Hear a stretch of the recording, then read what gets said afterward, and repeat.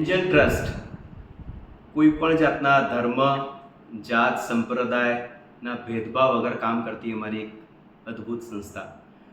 પરમ કૃપાળુ પરમાત્માની કૃપાથી 2008થી આ એક્ટિવિટીઝ કરવાનું મન થયું, ત્યારથી જોડાયા છે. અને ઘણી બધી પ્રવૃત્તિ છે એન્જલ ટ્રસ્ટની. એમાંની એક મુખ્યત્વે પ્રવૃત્તિ એ છે કે આપણા સમાજમાં એક એવો વર્ગ છે જે લોકો કહી નથી શકતા અને સહી નથી શકતા. એમના જે દુઃખ છે, એમની પીડા છે, વેદના છે, મેડિકલ લેવલે, ભણતર લેવલે, કોઈને કંઈક ઓપરેશન કરાવવા છે, કોઈને કંઈક એવી તકલીફ છે, રોજગાર, સમાજ સાથે જીવવું છે, પણ એમને યોગ્ય માર્ગદર્શન નથી, તાલીમ નથી, એમનો કોઈ હાથ પકડનાર નથી. એમને ખાલી એટલું કહીએ એમને કે બસ અમે બધા તમારી સાથે જ, ચિંતા ના કરો, સરસ થઈ જશે, તો એક પ્રોત્સાહન એમને પૂરું પડે છે. આવા અનેક લોકો, એમાં બી ઘણા દિવ્યાંગ છે, પ્રજ્ઞાચક્ષુ છે, કોઈને અસાધ્ય બીમારી છે. તો આવો જે એક વર્ગ છે એવા લોકોને એન્જલ ટ્રસ્ટ તરફથી આ બધી જ રીતની સવલત પૂરી પાડવાનો પ્રયત્ન થઈ રહ્યો છે. અત્યાર સુધીમાં લગભગ 85થી 90 પરિવારની સાથે એન્જલ ટ્રસ્ટ સંકળાયેલું છે. ઓલમોસ્ટ ઘણા બધાની, લગભગ બધાની જ પ્રગતિ થઈ ગઈ છે અને થઈ રહી છે.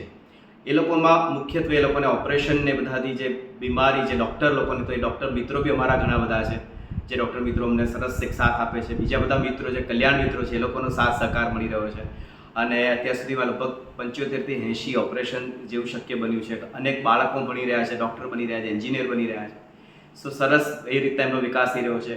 અને મુખ્યત્વે એન્જલ ટ્રસ્ટની અમારી જે આ એક્ટિવિટી છે, એમાં જે રોજગાર એટલે કે ટિફિન સેવા છે, એ ટિફિન સેવા થકી એમ કહેવાય કે અનેક પરિવારોને રોજગાર મળી રહ્યો છે. અને સાથે સાથે જે રોડ ઉપર આપણે જે ઘણા લોકો ઝૂંપડપટ્ટીમાં રહેતા હોય કે લાચાર હોય, અશક્ત હોય, માનસિક રીતે સ્થિર હોય, એવા લોકોને આપણે ભોજન પૂરું પાડવામાં આવે છે. તો બંને રીતનો ફાયદો છે ટિફિન સેવાનો. અને આવી જ રીતના કોઈ પણ કાર્ય કરીએ છીએ એન્જલ ટ્રસ્ટમાં, એમાં બે ઉદ્દેશને સાધવામાં આવે છે. એક તો રોજગારી, અને સાથે સાથે જે એન્જલ્સ છે એ લોકોને જરૂરિયાત એમની પૂરી થાય. અત્યાર સુધીમાં લગભગ ઈશ્વર કૃપાથી 2.25 લાખ લોકોને આપણે જમાડી ચૂક્યા છે, જે એક જાતની એમ કહેવાય કે આપણે એટલું સરસ નિમિત્ત બની શક્યા છે. અને આ કાર્ય અત્યારે ટિફિન કાર્યનું ચાલી રહ્યું છે. તો આ એક પ્રવૃત્તિ થઈ. એના સિવાય જે રોડ ઉપર અમુક એવા લોકો છે જેમને આપણે સામાન્ય અર્થમાં માનસિક રીતે સ્થિર, પાગલ કહીએ, ગાંડો કહીએ, એવા લોકોને આપણે લઈ અને કોઈક જે મધર ટેરેસા સંસ્થા છે, હોસ્પિટલ છે, ત્યાં આગળ આપણે પહોંચાડીએ છીએ. અને એના માટે એક સંવેદન યાત્રા સરસ એક પુસ્તક બી થયું છે. એટલે આ પણ એક એક્ટિવિટી ચાલે છે. એના સિવાય જીવદયાના કાર્યો ઘણા બધા થઈ રહ્યા છે. આપણી 3 નાની ગૌશાળા સરસ બનાવેલી છે, એન્જલ પરિવારના હસ્તગત ચાલી રહી છે. એમાં લગભગ 15 ગાયો અત્યારના સરસ સુખેથી જીવન વિતાવી રહી છે. પક્ષીધામ એક સરસ આપણે બનાવ્યું છે ઉરુમાણા ગામ પાસે, શંખેશ્વર પાસે. ત્યાં આગળ એટલી સુંદર જગ્યા છે ને, અનેક જીવ ત્યાં આગળ શાતા પામી રહ્યા છે. સો જીવદયાના કાર્યો ને આ બધું. અને એના સિવાય આખા વર્ષ દરમિયાન શિયાળો, ઉનાળો, ચોમાસું, અનેક વસ્તુઓનું વિતરણ આપણે ગામડાઓમાં જઈએ છીએ. ગામડામાં વધુને વધુ લોકો સુધી પહોંચવાનો પ્રયત્ન, અને વધુના વધુ લોકો સુધી શાતા એ લોકોને આપવાનો પ્રયત્ન, એમના મુખ પર, એમના ચહેરા પર એક સ્માઇલ આવે, બસ એનો એક પ્રયત્ન સતત ચાલી રહ્યો છે.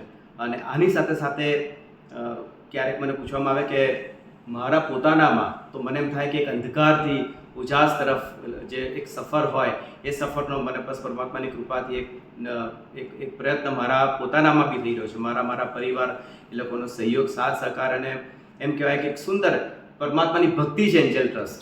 એન્જલ ટ્રસ્ટ એ એક સમર્પણ છે, એક આત્મચિંતન કરવાનો એક માર્ગ મળ્યો છે અહીંયાથી.